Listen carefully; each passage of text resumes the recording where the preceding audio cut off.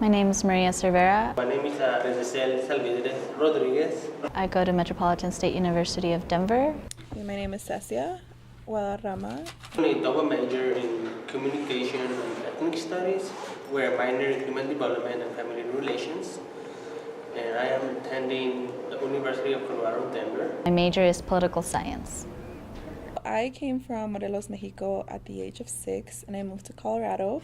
I attended public schools in Colorado ever since, and I always knew I was undocumented. That was not something that was hidden from me.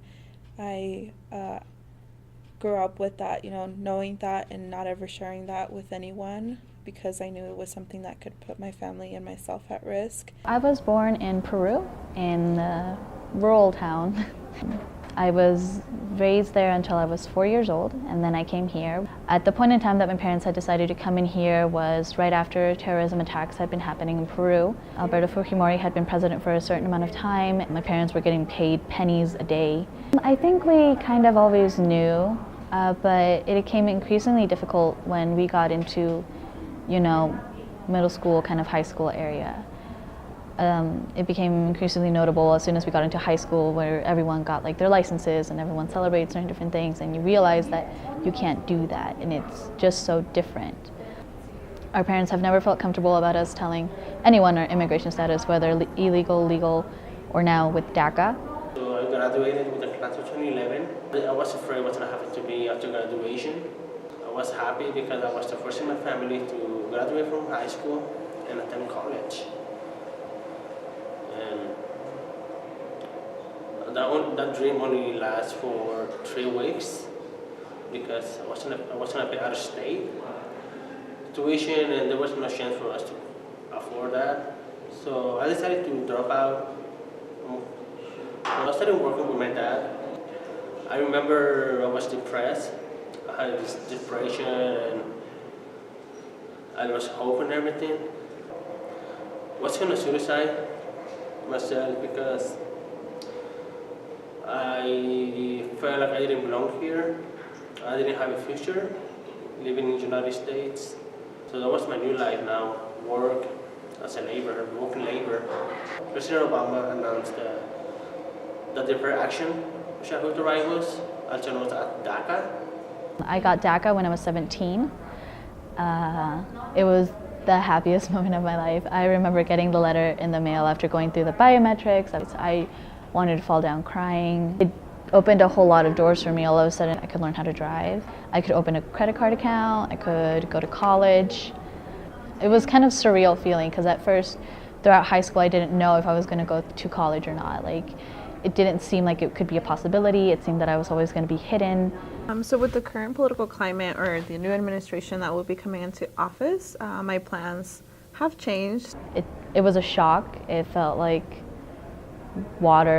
cold water had just been thrown on us, and we didn't know what to do. We didn't know what to think. I was just scared for my future, and my parents were scared for them. To be honest, I was crying that day. I would just sleep crying. I was sad that he won, someone who is racist. I was trying to have a smile, a fake smile, but with everything happening, I was so sad. The reason I was sad because I'm an immigrant. I'm undocumented.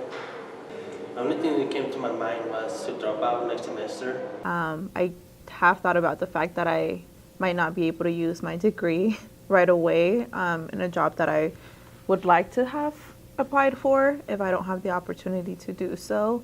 And I know that, the possibilities of going back to Mexico are there, and that's kind of an option. But I'm not really taking that option as something that I want to consider just yet. There is a campaign going around right now called hashtag Here to Stay, and I agree with that. I am here to stay, and I'm going to do anything that's possible to organize, to educate myself, so that I can stay in the country and pursue my current dream. We were fighting all these years for what? For nothing? And so the only thing we came out was to educate people and ourselves to fight back, like the civil rights movement did it. I remember that day everyone was texting me that they were thinking about me, and they're gonna do everything in their hands to support not just me but other people on campus. That I'm not alone in this. They really empower me that I need to stand up and be brave and to fight for my community. That they're not alone either, and that they have a voice. I had a lot of very hard discussions with a lot of people that I considered friends. The things that they believed I knew weren't true, so I had to defend myself a lot of times and make it seem like I'm not a bad person. And that was, I think, the hard part. It's not like the losing friends part, is the fact that people start to see you differently. I think about the messaging and the rhetoric that he used during his campaign every day. There is no day where I am not thinking about what it's going to look like for my family in the next 4 years or the next 8 years. I'm close to graduating, and I'm afraid that if DACA gets canceled, I will not be able to work anymore.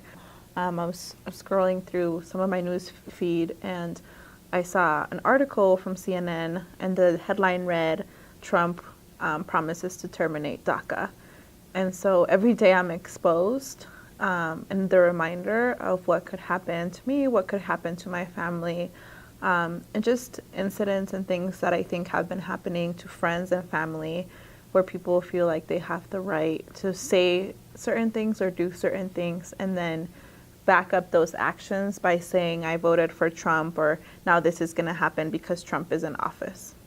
My biggest fear is not him, it's his followers. It's the fact that these people maybe have twisted his words in such a manner that they're turning on human beings. I feel like Trump may have said all of these things, and that's fine. You can say whatever you want, but it's his followers who are enacting these things. I'm a delivery driver, and I went to this house, and the person in the house was just like, oh, it's another illegal taking someone's job. My mom was harassed outside of a Walmart, and my friend was like harassed outside of a King Soopers, like things like that. Like, I'm not scared of him. I'm scared of the repercussions of his words and his actions onto his following that make them think that being a racist, being a bigot, like being like all these things is okay. I identify myself as Latina. I identify myself as a woman, as Peruvian. I identify myself as a student, as a worker, as a daughter, as a sister. I'm more than just one word. I'm not just an immigrant. No one is just an immigrant. We're all different things for different people, and even for ourselves. As a woman of color, as a non-documented student, you just get tired of having to prove that you're good enough. I think that there's a lot of uncertainty right now for our community of what our future looks like in this country. And I think that that's what I'm tired of living with, because I've grown up in a country that has never wanted me, and I want to keep staying in a place that doesn't want me. And I feel like I've had to fight my way in to all these institutions and to all these opportunities. And I'm kind of tired of fighting, and I'm tired of having to prove that I'm worthy of not love, but that I'm worthy of respect, and that I'm worthy of staying in this country, and that I'm worthy of getting hired. And I think that gets tiring. When a man is going up there and insulting an entire group of people and making fun of a disabled person and talking about a woman like she's a piece of meat, like, if you follow those values and if you voted for this person, how can you say you're not that? I mean, I just don't understand how you can say, I'm not racist, I'm not a xenophobe, I'm not anything, when that person that you voted for, obviously the person that you at least think their values are decent enough to vote for them, like, you just can't say that. Sonia Sotomayor told me that I started here, and there was a lot of adversity even for me to get into college. So she said that no matter what adversity you face, if you keep pushing and pushing and pushing, that adversity at one point in time will just disappear, because you will have become greater than the problems that you created or that were created onto you. And never give up. I won't.